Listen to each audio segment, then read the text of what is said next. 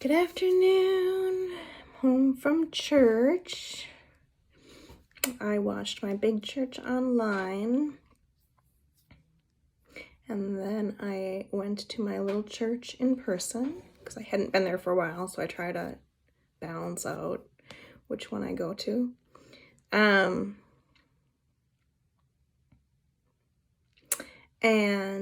they're both good. The big church had a speaker today, and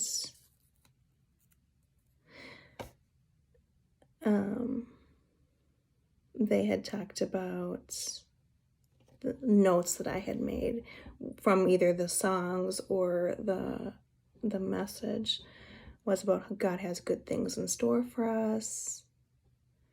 I know how it feels to be somebody who loses their way. We all need someone we can call on when we need help. It was a call to join small groups and be in community with other believers. Jesus never uses shame. Jesus never says you're not good enough. Jesus never says go away. Go away until you're better, cleaner. Like people do that. Jesus always is like, come to anyone in any state at any time. Come, right? Follow me, come. That's all. It's very loving. And I thought she did a good job.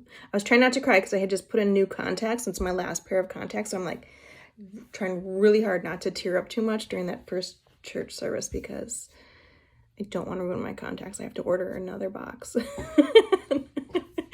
So I was really like, please don't let me cry. I was kind of teary, but I just didn't want full-blown crying because I have to preserve these contacts for 2 weeks. Besides the point. And then I had gone to my little church, and they were talking about Psalm 1 and I think Proverbs 1.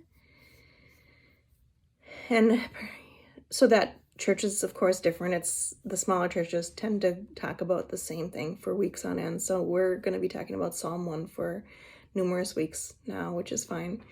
And they want us to memorize it. So we'll read Psalm 1. It says, blessed is the... And I don't know why I always say blessed. Blessed. Blessed is the one who does not walk in step with the wicked, or stand in the way that sinners take, or sit in the company of mockers, but whose delight is in the law of the Lord, and who meditates on his law day and night. That person is like a tree planted by streams of water, which yields its fruit in season, and whose leaf does not wither. Whatever they do prospers. Not so the wicked. They are like chaff that the wind blows away. Therefore the wicked will not stand in the judgment, nor sinners in the assembly of the righteous. For the Lord watches over the way of the righteous, but the way of the wicked leads to destruction. And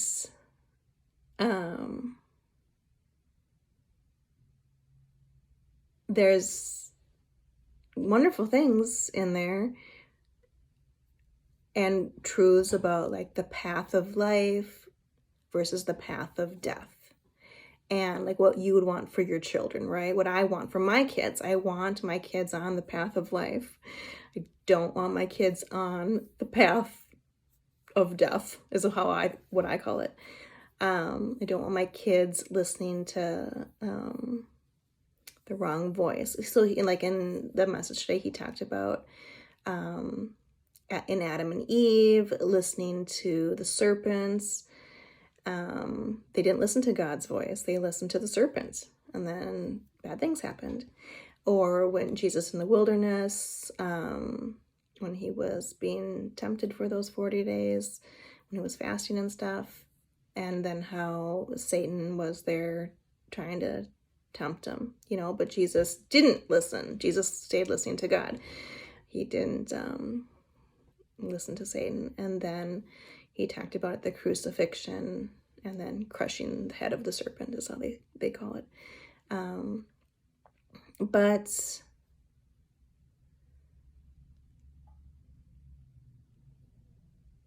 and you, like as a parent, you want that for your children. You want them to follow the path of life.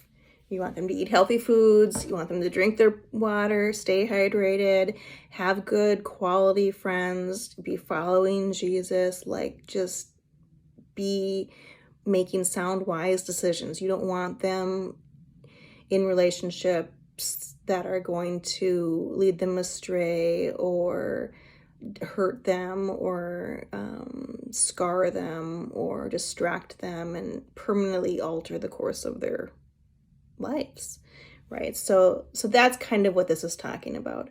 That person is like a tree planted by streams of water, which yields its fruit in season and whose leaf does not wither.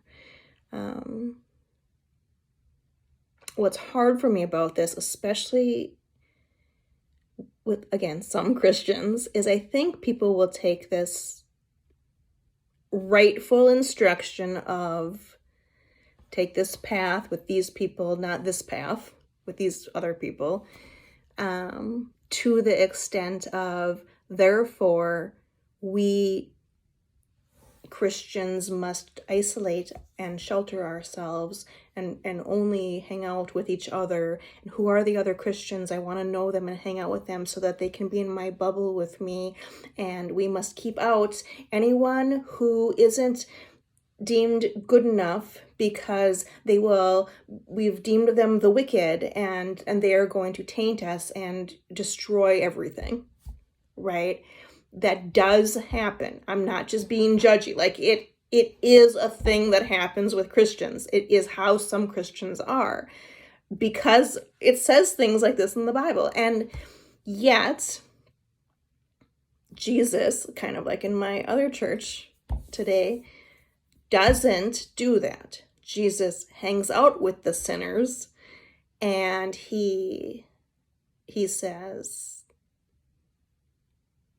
come, be with me, right? I love you.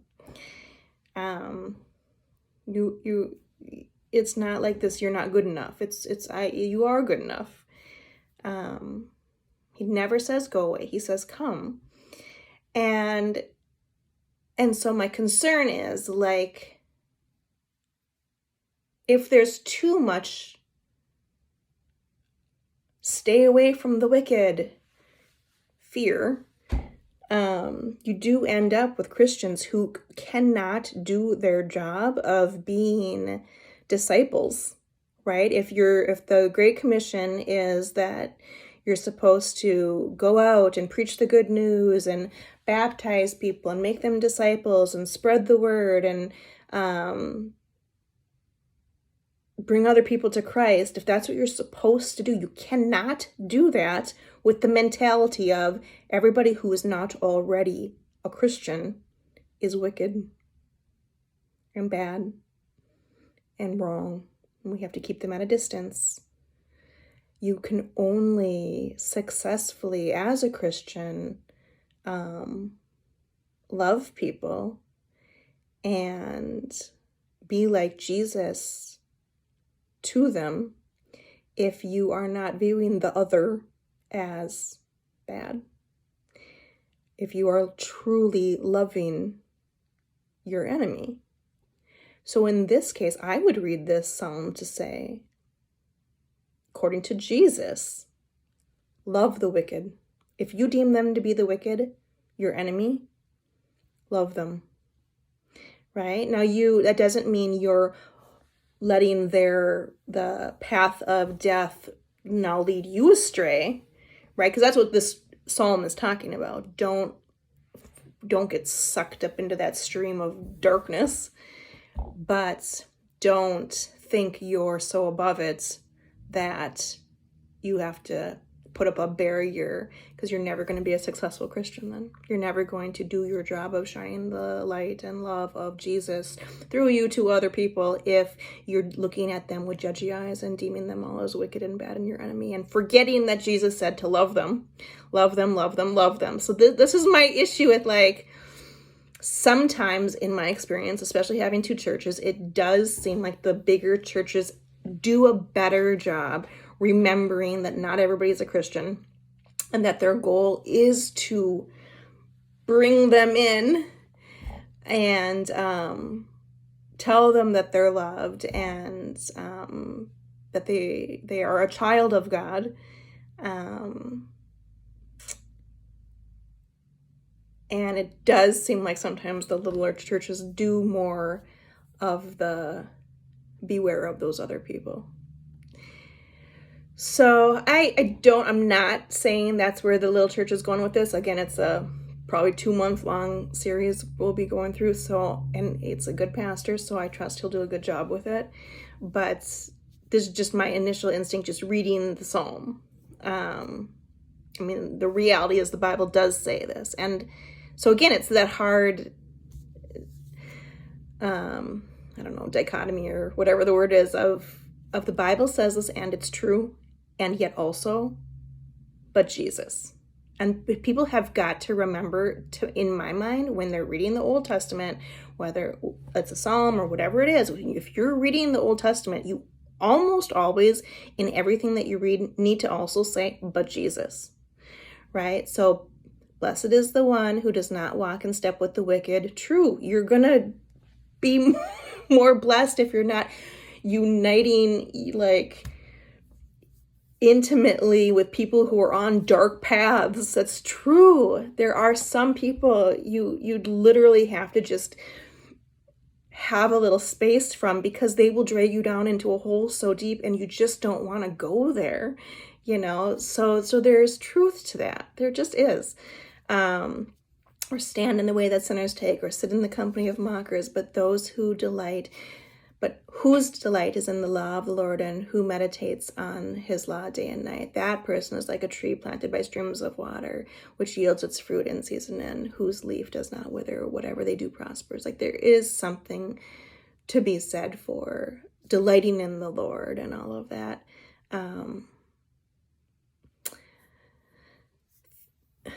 Meditating on not necessarily the law, but spiritual things day and night. Like, there's benefits in that.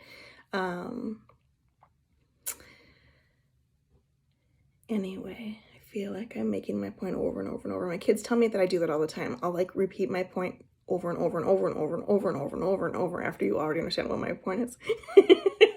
They're like, Mom. So I'll stop making my point, but I'm trusting that as we go through Psalm 1 at the little church, that it will be presented in a way where it is not leading us to, as Christians, only like reject others. I want there to hopefully always be the element of but Jesus,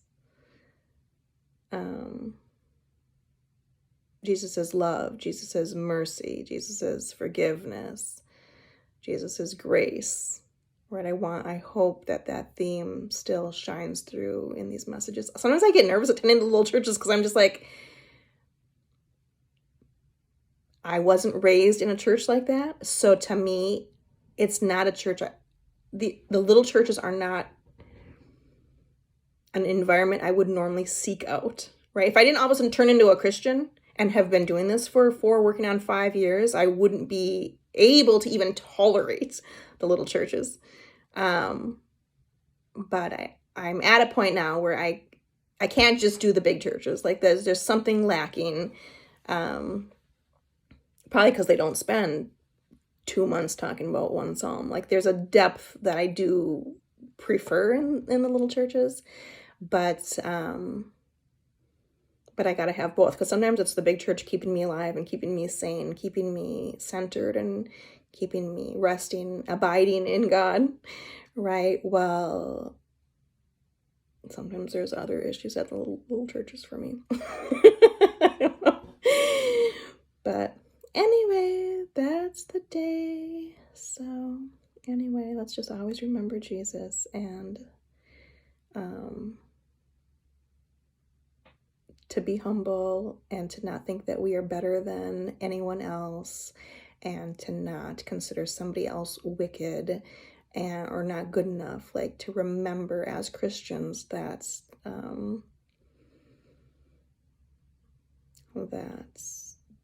you want to be able to let others feel loved.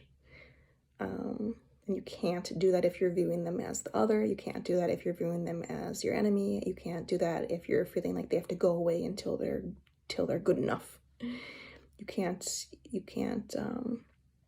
send them away until they're humble enough, or you just don't do that. You don't reject people.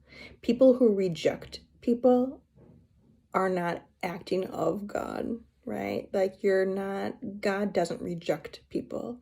Jesus says he'll accept anyone who comes to him, right? Because there is a love and an acceptance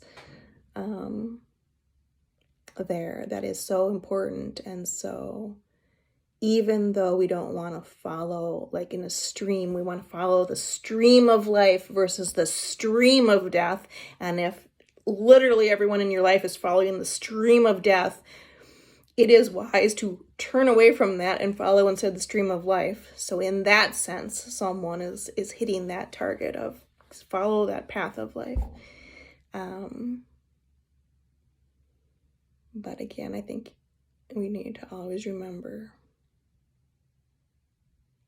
Jesus' love for everyone, no matter how wicked you might think they are, right? Because what person A would call a wicked person is like nothing compared to what person B might call a wicked person. The layers of wicked are so different in each person's eyes. And this is why, again, God says, don't be judges. You're not the judge. I'm the judge. Well, there's only one judge. God's the judge. Y'all stop judging each other because you don't know anything, right? It is insane what some people will think is wicked versus what true wicked is actually like. So that's where it's, again, I just strongly want to recommend this as I'm talking to the Christians here, like, be careful. If you're focusing more on who you're considering wicked and not being associated with them in any way, or if you're focusing more on having mercy and loving people and accepting people, like, which kind of Christian are you? Anyway,